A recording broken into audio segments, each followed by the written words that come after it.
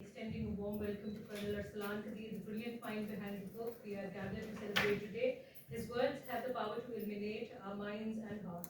Colonel Sahab, the stage is yours.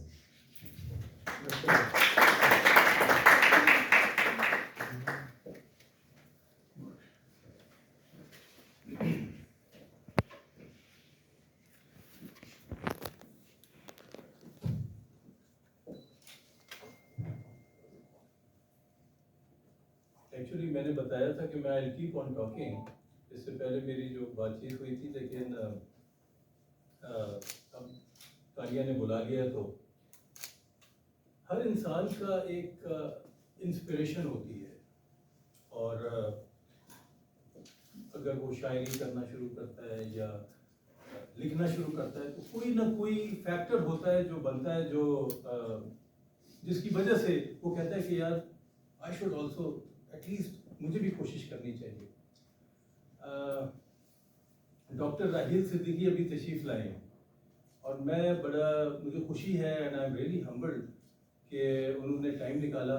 He is basically he is doing his job in Peshawar. Weekend پہ صرف آتے ہیں، family ان کی phase 6 میں ہے.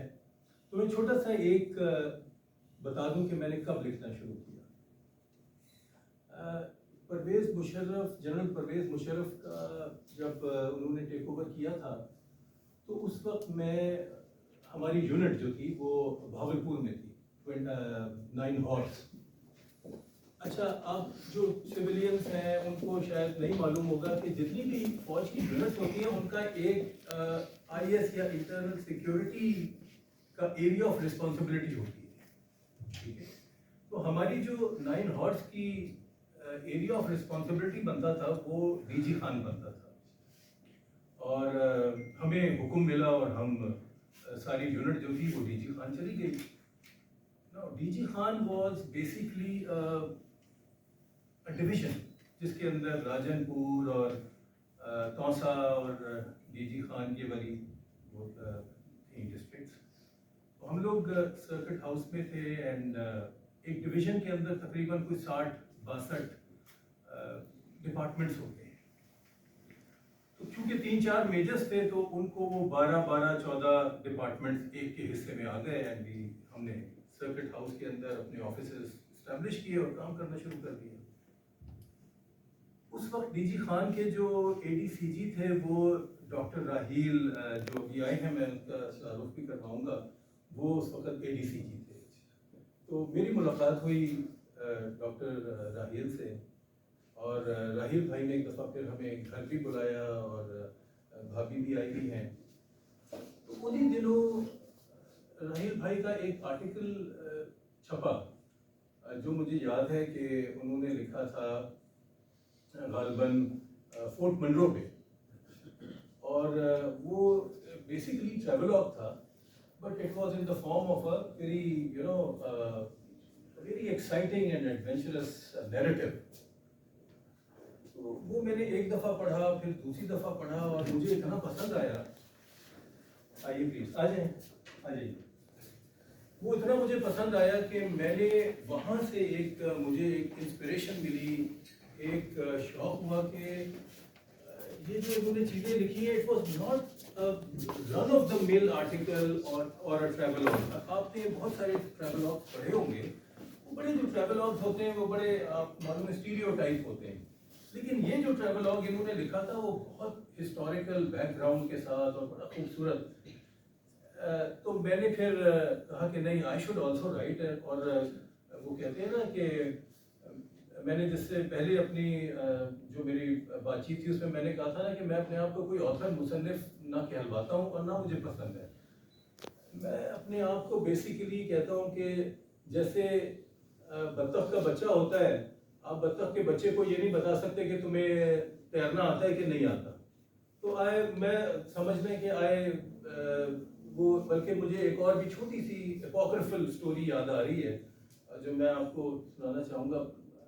It's not apocryphal, it is basically probably عامر بھائی میرا خیال ہے مولوی فرید الدین کے بارے میں ہے کہ ایک پرانے زمانے میں ہوتا یہ تھا کہ بچوں کو مولانا مولویوں کے मौलवी साहब आते थे घर में, उनके हवाले कर दिया जाता था और कहा जाता था कि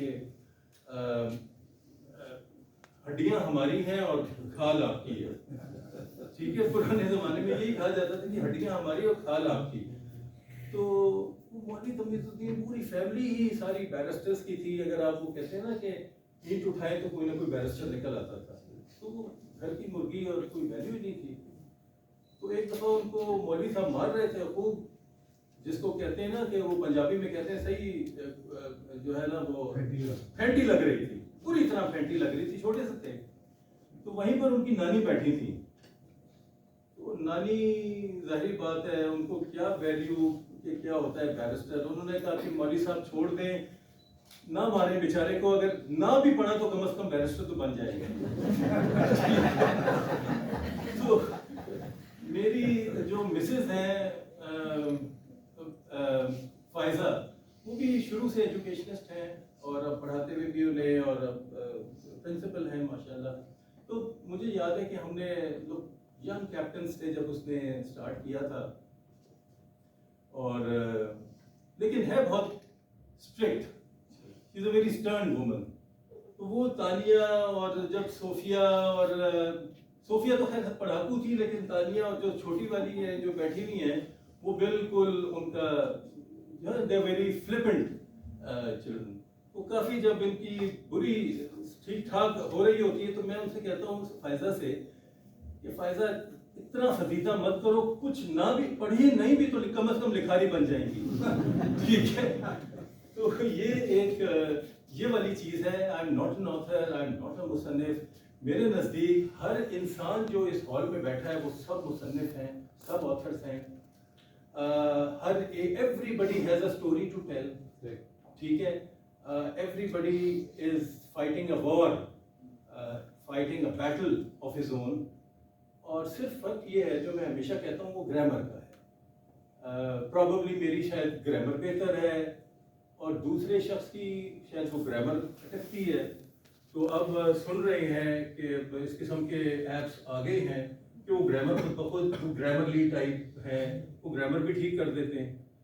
एवरीबडी कैन राइट, एवरीबडी। और ये स्टोरीज ही हैं, हम लोग जो स्टोरीज के बगैर हम कुछ नहीं है। सो ये जो किताब के जो हम बातचीत कर रहे थे, जो किताब हम जो लिखी है, ये कोई ऐसी चीज़ नहीं है जो दुनिया सिखाती है, आप ज़िंदगी में देखते हैं और वो आप लिखने लग जाते हैं। अच्छा, मुझसे बहुत से लोग पूछते हैं कि और मेल्स आती हैं और अभी तक आ रही हैं, आई डोंट नो ये जो किताब है बाय द ऑटम ट्रीज, हालांकि हम बात किसी और किताब की कर रहे हैं, तो ये ख़वातीन को, लड़कियों को बहुत पसंद आ रही है। तो अभी तक उनकी जो मुझे मेल्स आती हैं कि जी ये कहाँ से मिलेगी, क्या है, और सवालात होते हैं कि जी ये जो आपने ये स्टोरी लिखी है, ये वाकई ट्रू स्टोरी है या क्या है। मैं एक चीज़ उन्हें बताता हूँ कि देखिए, कोई भी स्टोरी, खा वो फिक्शन हो, खा वो नॉवेल हो, खा वो शायरी हो, खा वो अफसाना हो, वो कोई भी 100% ट्रू नहीं होता, और ना ही 100% वो फेक होता है। इट इज बेसिकली वो एक जो ऑथर या लिखने वाला जो होता है उसके साथ उसकी अपनी एक दास्तान होती है, या उसकी ऑब्जर्वेशन होती है, या उसके अंदर वो कहते हैं ना कि something residing in the shelf of his और हर माइंड, वो लफ्ज़ों की सूरत